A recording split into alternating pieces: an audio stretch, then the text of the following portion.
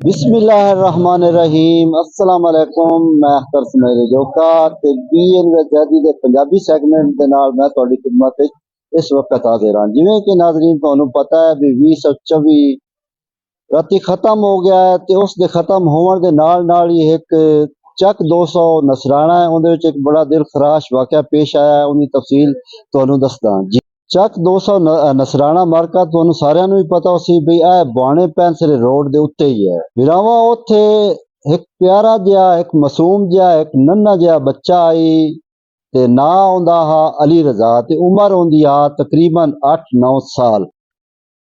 ਤੇ ਉਹ ਜਿਹੜਾ ਪਿਆਰਾ ਬੱਚਾ ਹਾ ਨਾ ਉਹ ਇੱਕ ਭੇੜੀਏ ਦੇ ਹੱਥੀ ਚੜਿਆ ਹੈ।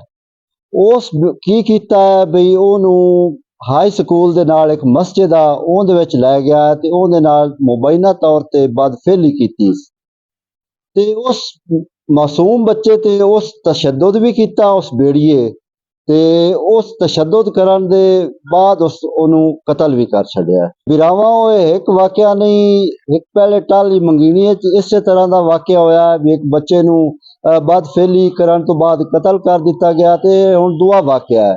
ਤੇ ਇਹਦੇ ਵਿੱਚ ਮੈਂ ਜਿਹੜੇ ਕਾਨੂੰਨ ਨਾਫਿਜ਼ ਕਰਨ ਵਾਲੇ ਇਦਾਰੇ ਹਨ ਉਹਨਾਂ ਨੂੰ ਵੀ ਅਸੀਂ ਅਕਸਾਂ ਹੈ ਆਵਾਮ ਦੀ ਤਰਫੋਂ ਬਈ ਇਹੋ ਜਿਹੇ ਜਿਹੜੇ ਅਨਾਸਰ ਇਹਨਾਂ ਨੂੰ ਕੈਫਰੇ ਕਿਰਦਾਰ ਤੱਕ ਨਾ ਪਹੁੰਚਾਇਆ ਗਿਆ ਤਾਂ ਇਹ ਜਿਹੜੇ ਵਾਕਿਆਤ ਹਨ ਇਹ ਰੂਲਮਾ ਹੁੰਦੇ ਜਾਂਦੇ ਨੂੰ। ਬਾਕੀ ਜਿਹੜੇ ਇਹ ਇਦਾਰੇ ਹਨ ਕਾਨੂੰਨ ਨਾਫਿਜ਼ ਕਰਨ ਵਾਲੇ ਇਦਾਰੇ ਇਹਨਾਂ ਨੂੰ ਮੈਂ ਇਹ ਵੀ ਅਸੀਂ ਗੁਜ਼ਾਰਿਸ਼ ਕਰਸਾਂ ਆਵਾਮ ਦੀ ਤਰਫੋਂ ਬਈ ਜਿਵੇਂ ਟਾਲੀ ਮੰਗੀਨੀ ਵਾਲਾ ਵਾਕਿਆ ਵਾਲੀ ਲਮਕਿਆ ਹੋਇਆ ਇਹਨੂੰ ਵੀ ਨਾ ਲਮਕਾਇਆ ਜਾਵੇ। ਤੇ ਬਾਕੀ ਜਿਹੜੇ ਵਾਲਦਾਨ ਹਨ ਉਹਨਾਂ ਨੂੰ ਵੀ ਅਸੀਂ ਅਕਸਾਂ ਹੈ ਵੀ ਬੱਚਿਆਂ ਨੂੰ ਤੁਸੀਂ ਅੱਜ ਦਾ ਜਿਹੜਾ ਦੌਰ ਹੈ ਬੱਚਿਆਂ ਨੂੰ ਹਕਲਿਆ ਨਾ ਛੱਡੋ, ਸੌਦਾ ਲੈਣ ਗਲ ਦਿਓ ਜਾਂ ਹੋਰ ਹੀ ਕਿਸੇ ਕੰਮ ਗਲ ਦਿਓ ਤੇ ਬੱਚਿਆਂ ਦੇ ਨਾਲ ਤੁਸੀਂ ਜਾਓ ਕਿਉਂਕਿ ਜਿਹੜਾ ਦੌਰ ਹੈ ਇਹ ਅਜੀਬ ਜਿਹਾ ਦੌਰ ਆ ਗਿਆ। ਆਪਣੇ ਬੱਚਿਆਂ ਨੂੰ ਹਕਲਿਆ ਨਾ ਗੱਲੋ ਤਾਂ ਇਹ ਜਿਹੜਾ ਹੈ ਨਾ ਦੌਰ ਹੋਣ ਦਾ ਚੱਲਦਾ ਪਿਆ ਇਹ ਹਵਸ ਪ੍ਰਸਤ ਦਾ ਦੌਰ ਹੈ। ਇਸ ਦੇ ਵਿੱਚ ਹਰ ਬੰਦਾ ਹੀ ਉਹਦੀ ਕੋਸ਼ਿਸ਼ ਹੁੰਦੀ ਹੈ ਬਈ ਮੈਂ ਕਿਸੇ ਨੂੰ ਕਿਸੇ ਤਰੀਕੇ ਨਾਲ ਆਪਣੀ ਹਵਸ ਦਾ ਨਿਸ਼ਾਨਾ ਬਣਾਵਾਂ ਤੇ ਇਸ ਹਵਸ ਦੇ ਵਿੱਚ ਦੋ ਬੱਚੇ ਹੁਣ ਤੱਕ ਇਹ ਦੋ ਵਾਕਿਆਤ ਹੋ ਚੁੱਕੇ ਨੇ। ਵੀਰਾਵੋ ਤੁਸੀਂ ਮਾਂ ਪਿਓ ਨਾ ਇਹਨਾਂ ਬੱਚਿਆਂ ਦਾ ਤੁਸੀਂ ਖੁਦ ਹੀ ਖਿਆਲ ਕਰਨਾ ਹੈ। ਆਪਣੇ ਬੱਚਿਆਂ ਨੂੰ ਗੈਰ ਜ਼ਰੂਰੀ ਬਾਹਰ ਨਾ ਗਲਿਆ ਕਰੋ।